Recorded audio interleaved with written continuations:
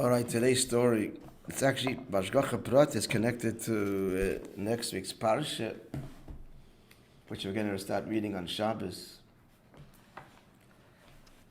It's quite a Meredith Maisa, and the Bashgacha Prat is always connects, almost always what we're learning. Go figure. Hashem runs the world. It's an amazing story. So Ramotl Kazlina relates. He says as follows: when I was in Russia,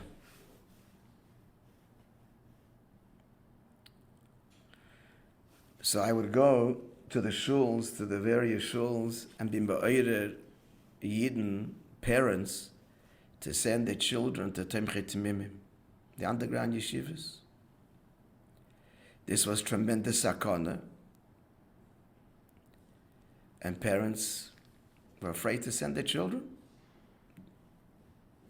By law, you had to send your children to the Soviet schools, and they watched you, and of course you're asking for undesirable attention, arrest, and worse, sanctions, arrest, and in the terrible days, even exile. But even if it wasn't exile, that means you lose a job. And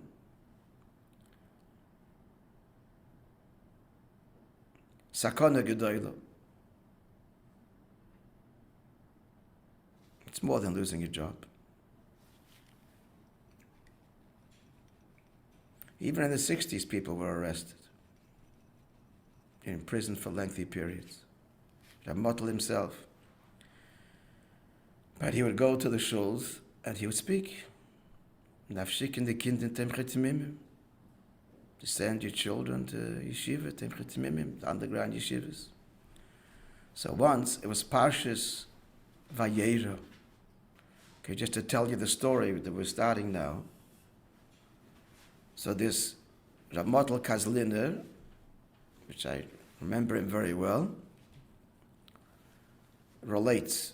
So when he was in Russia, he came out in the 70s. So he would go, part of his work, he would go to the shuls and he would speak to parents to send their children to the Lubavitch underground yeshivas, Temchet Timimim,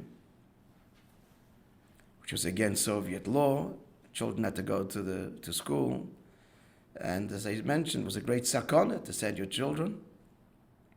You put them in danger, yourself in danger, the teacher.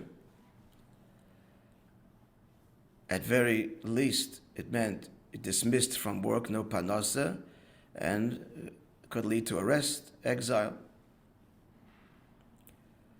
So one Shabbos was Parshas Vayera, just next week. Listen to what he says.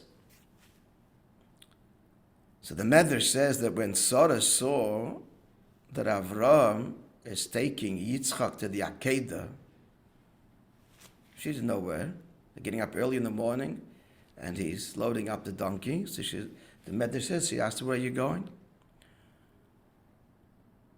So Avraham said to Sarah, he's taking him to yeshiva. There was the yeshiva of Shem Ve'ever. So she said, very good. So she prepared for him.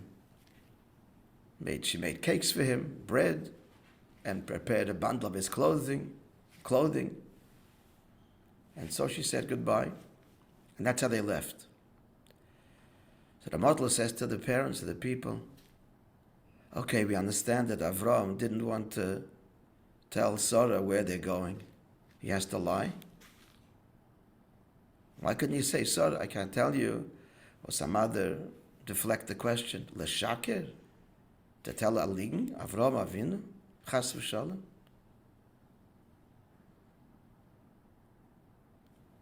So the model says to the parents, Avram Avinu did not say a lie. He said the whole truth. He sent the child to yeshiva, to the Akedah.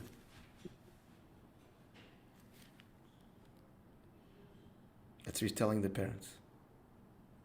It's Hashem's call to you to send your child to the Akedah. And he says he affected on many parents that They heard this and they said, okay, the children will go, and they put themselves and the child in danger. You hear? Not that he came along and said to them, just think about the story, we'll look after them. It's not, well, we have guards and are trying to allay their fears that they won't be caught. It's not what he said to them. He said, that's what we are born for. And the greatest chus is your child to the Akedah. You say it every day in davening. Every day, Yidden quote the Akedah, Eibishter, have Rachmanas on us in schus of this great Mesiras Nefesh. And more than that, it's meant to inspire us in some way to live up to this. It's just mind-boggling.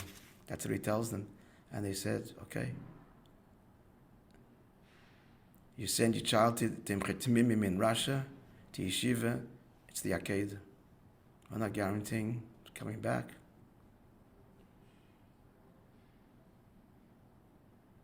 But that's what we are born for.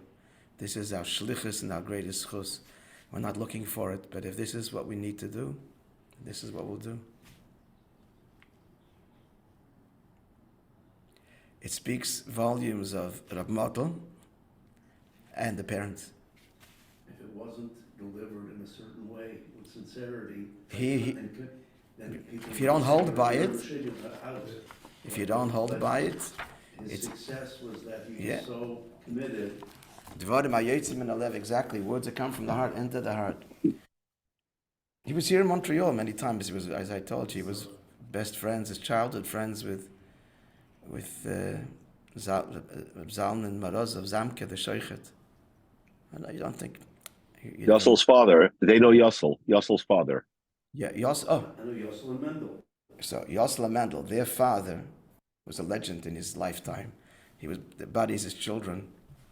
They hadn't seen each other. When they came out of Russia, this model, they hadn't seen each other in I don't know how many, 20, 30 years. Wow. Maybe longer.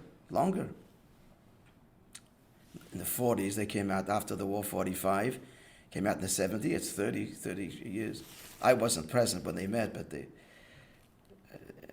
these reunions were something special. People that saw them, the Fabrengens, they sat together. This is the stuff of legends, of historic moments. And then when you come here, they'd sit and talk all night. They would just talk all night and fabreng with each other. But Chabad in different places of the world right now are doing this. Huh? I'm saying Chabad in different areas in the world, to even be a shaliach in certain areas, it's exactly that, right now. Yeah. So different. Yeah.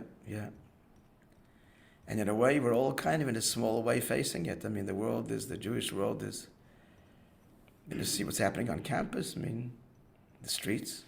Never mind campus, on the streets. In Congress. I'm just going to tell you, I watched a beautiful clip of Rabbi Grossman. He's being interviewed.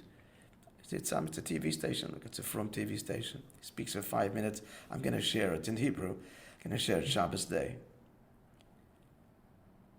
It's very powerful, very encouraging, but it's I'm going to share it, the way... You see how many thousands of Haredim now actually are... How many what? Thousands of Haredim are going in. It's enough is enough. We're in with... Enlisting, yeah, it's a big shakeup.